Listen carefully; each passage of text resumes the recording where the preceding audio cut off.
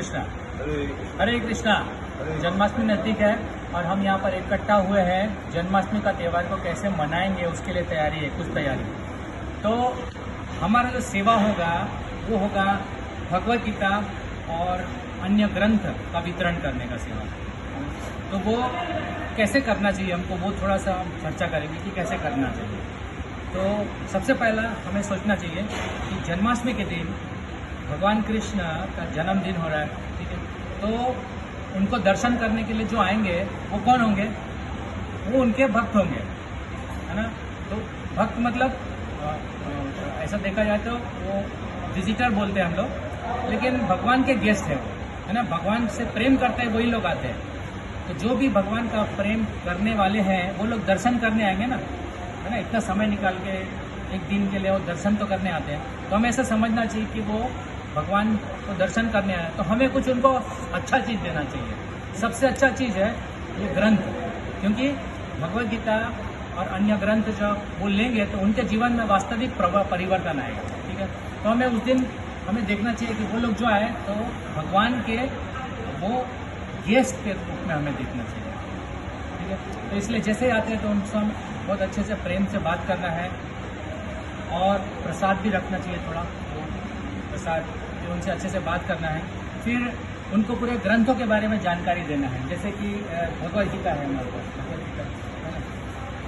भगवद गीता है हमारे पास। जैसे हम लोग बताते हैं भगवद गीता के बारे में, तो इनके खासियत हमें बताएंगे। लेकिन हम देखते हैं कि ज़्यादातर लोग जो है वो थक जाते हैं, उत्साह कम हो जाता है ना। तो वो नहीं होना चाहिए, क्योंकि हमको देखना है कि हमको पूरा दिन उत्साहित रहना है। तो उत्साहित रहने के लिए एक कथा बताता हूँ मैं, उत्साह कैसे रहना चाहिए। तो प्रभुपाद जी के समय में प्रभुपाद जी के भक्त लोग ने बहुत सारे पुस्तक रखे थे एक दिन एक सेंटर में, बहुत अच्छे से सजाया था। लेकिन प्रभुपाद के शिष्य आके बोले कि प्रभुपाद जी हमने बहुत अच्छा तैयारी किया लेकिन कोई पुस्तक ले नहीं रहा। तो प्रभुपाद जी ने क्या जवाब दिया कि मेरे जो पुस्तक है, मैंने ग्रंथ जो लिखे हैं, अनुवाद किया, तात्पर्य लिखा, वो केवल मेरे भक्तों के उत्साह से जाता है। इसलिए भक्तों को बहुत उत्साहित होना चाहिए, है ना। और उत्साह कैसे होगा? उत्साह कैसे होगा? उत्साह साधना से होगा, है ना।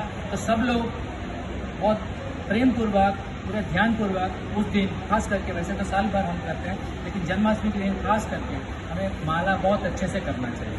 तो हमारा पूरा दिन भर उत्साह बना रहेगा। आप कोशिश कीजिए कि पहला 16 माला जो है वो 8 बजे तक या मैक्सिमम 9 से 9 बजे तक कर लें। तो उसके बाद में आप एक्स्ट्रा कर सकते हैं, तो उत्साह आपका बना रहेगा, ठीक है। दूसरा होता है निश्चय, डिटर्मिनेशन। तो मुझे सेवा पूरा करते रहना है, क्या पूरा 2 बजे तक करना है। और सुबह फिर प्रभुपाद जी का आविर्भाव तिथि है दूसरे दिन, तो हमें उत्साह बनाए रखना है। तो हमको कुछ डिटर्मिनेशन होना चाहिए। डिटर्मिनेशन मतलब हमारा निश्चय, दृढ़ता होना चाहिए, ना। तो भगवान ने गीता में क्या कहा है इसके बारे में? सततम कीर्तयं त्वमाम यतन्तश्च दृढ़ता। महात्मा के बारे में बताया गया है।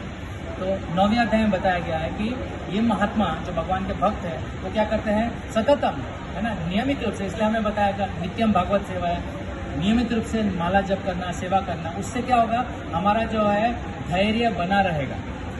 उसके लिए एक कथा है, धैर्य कैसे रखने का। धैर्य मतलब पेशेंस, है ना। कि लोग पुस्तक देखते हैं, फिर कुछ प्रश्न करते हैं, फिर बोलेंगे आपको कि ये तो मेरे पास है, तो फिर आप क्या बोलेंगे उसके बाद?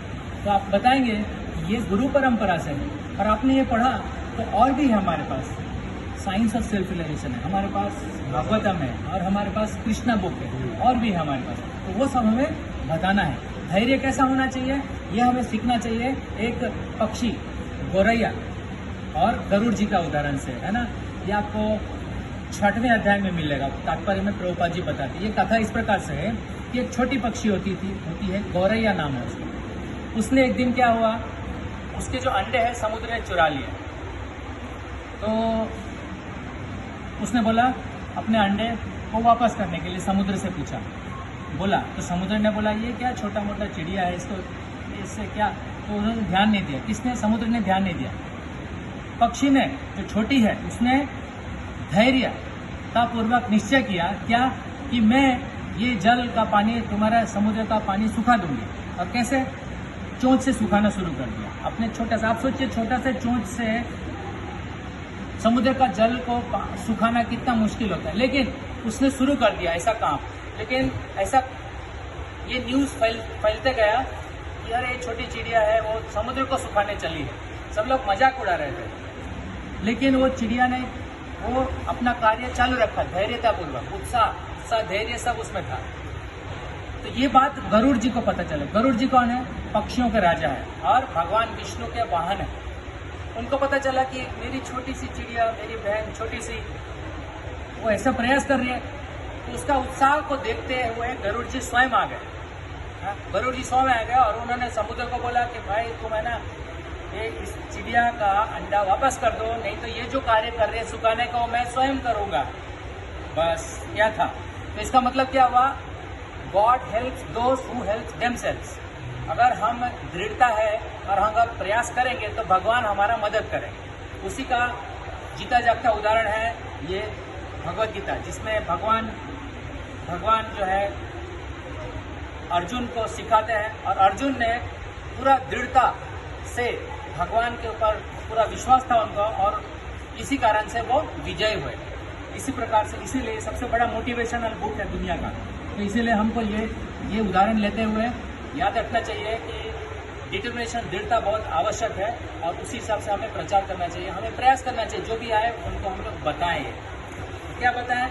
जैसा आप बताते हैं ये शुद्ध ज्ञान है, ये गुरु परंपरा से है और आप पूरा प्रयास कीजिए। और ये सोचना है दो चीज़ जरूरी है सोचना। पहला तो मैंने बताया उत्साह, दूसरा है निश्चय यानी दृढ़ता जो हमारे साधना से आता है, और तीसरा जो है सबसे बहुत महत्वपूर्ण बात है कि हमें ये सोचना चाहिए कि ये भगवान के गेस्ट हैं।